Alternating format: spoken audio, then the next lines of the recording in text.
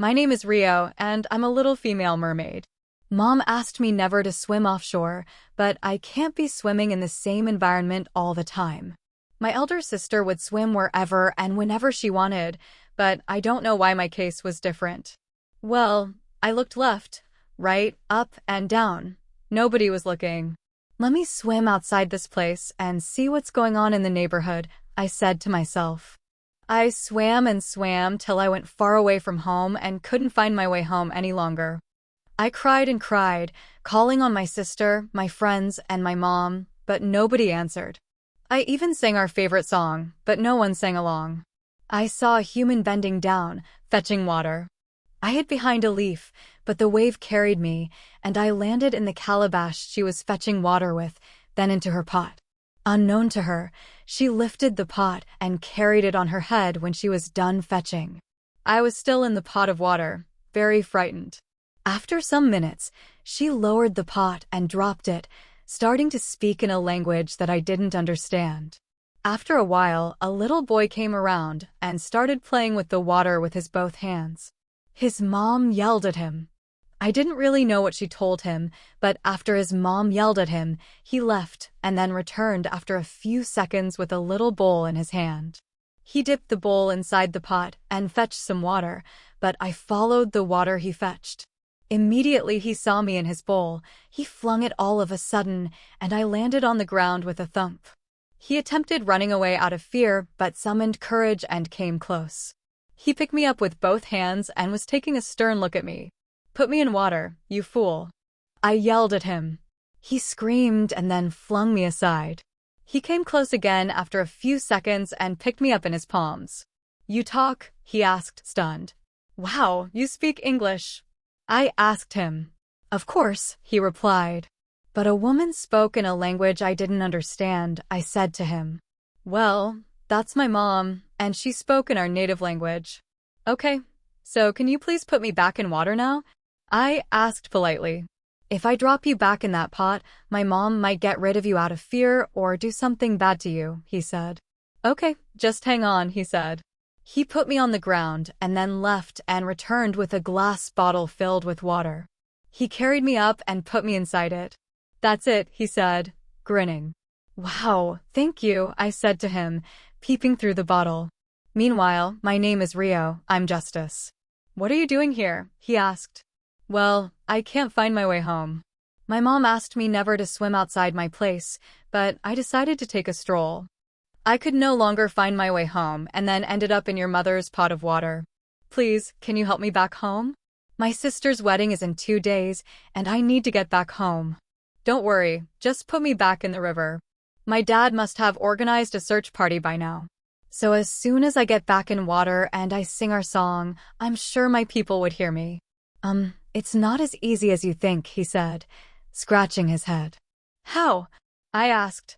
"You see, children are not allowed near the river here. The elders say mermaids would have them kidnapped, and they won't get to see their own people ever again," he replied. "That's not true. It's all lies. We don't kidnap people, and as a matter of fact, we are harmless. Please help me.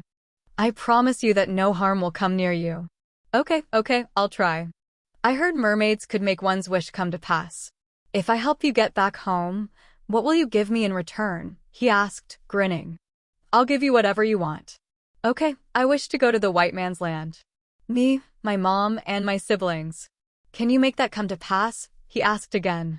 Okay, I promise," I replied. Justice, what is that you're holding?" His mom walked in on us, asking with her hands on her waist. "It's an empty bottle of water," he replied. "Trash it or keep it somewhere and come help me in the kitchen," she said to him, tightening the rope on her dress around her waist as she left. He ran into a room and then kept me under a pillow. "This room belongs to my siblings and I, and this is my pillow," he said, tapping it. "Please hang on till I'm done in the kitchen, then I'll help you get back home," he added, smiling. He left, and after a few minutes, a very little girl raised the pillow slowly and stood still, staring at me with her mouth open. Go. Then she screamed all of a sudden. Sarah, she called. "Oh ho, who's Sarah?"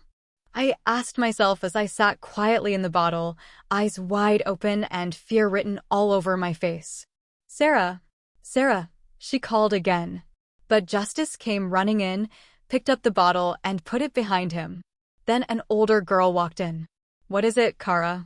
Why were you screaming my name like that? The older girl asked, looking at the little girl. But the little girl couldn't utter a word. She just stood there pointing at Justice. What did you do to her, Justice? And what are you hiding? Sarah asked. Nothing, Justice replied while sneaking out of the room. As soon as he got to the outside door, he took to his heels. He was hiding something. Justice was hiding something behind him, little Kara managed to say. Like what? Sarah asked. A mermaid. I saw a mermaid in a bottle under Justice's pillow, said Kara. What? Sarah approached the bed and attempted to raise the pillow. He already took it with him, Kara said. It wasn't a mermaid that you saw. Maybe you saw something else, said Sarah, walking out of the room. I knew no one was going to believe me, but I swear I saw a mermaid, Kara said to herself. Later that night, while the family was having dinner, Sarah, Justice, and Kara kept looking at each other throughout. Then in the middle of the night, while they were all asleep, Justice brought out the bottle and said to me, Hey, you'll be fine. I promise I'll take you to the river tomorrow, but are you hungry? I kept some bread for you. He opened the bottle and dropped a tiny piece of bread in it. Who is Sarah and that little girl? I asked. Sarah is my big sister and Kara is my little sister, he replied. But before he could utter one more word, Sarah got up. Who were you talking to? She asked. Me, Justice said, scratching his head. Sarah approached and grabbed the bottle from him. What? You trapped a mermaid in there? She asked. No, I didn't. I wanted to help her get back home, he replied. You're crazy, right? She asked again. No, I'm serious. I caught her from the pot Mom came from the river with this afternoon. She needs to go back home. Her sister's wedding is coming up too, Justice said, trying to convince Sarah. And who told you all this? Sarah asked. Rio, the mermaid, Justice replied. Hi, I'm Rio, I greeted. Sarah flung the bottle in the air and hid behind Justice out of fear, but Justice caught it. Don't be scared. Rio is harmless, Justice said. He continued, Look, Sarah, Mom mustn't know or hear about this, okay? I promised to help Rio get back home, and she in turn has promised to fulfill my wish. She needs to go back home. Her sister's wedding is coming up too, Justice said, trying to convince Sarah. And who told you all this? Sarah asked. Rio, the mermaid, she. Det talks, Justice replied, Sarah staring at me. Hi, I'm Rio, I greeted. Sarah flung the bottle in the air and hid behind Justice out of fear, but Justice caught it. Don't be scared. Rio is harmless, Justice said. He continued, Look, Sarah, Mom mustn't know or hear about this, okay? I promised to help Rio get back home, and she, in turn, has promised to fulfill my wish. Sarah came out of her hiding. Fulfill your wish? Which is? Sarah asked inquisitively. Going to the white man's land, Justice replied, smiling broadly. Then Sarah grabbed the bottle from Justice again. What about me? Can you fulfill my wish? Sarah asked. Okay, I replied. I want pearl necklaces, handbags, glass heels, earrings, beautiful clothes, Sarah said, still wishing, but I cut in. Look, I can only fulfill just one wish.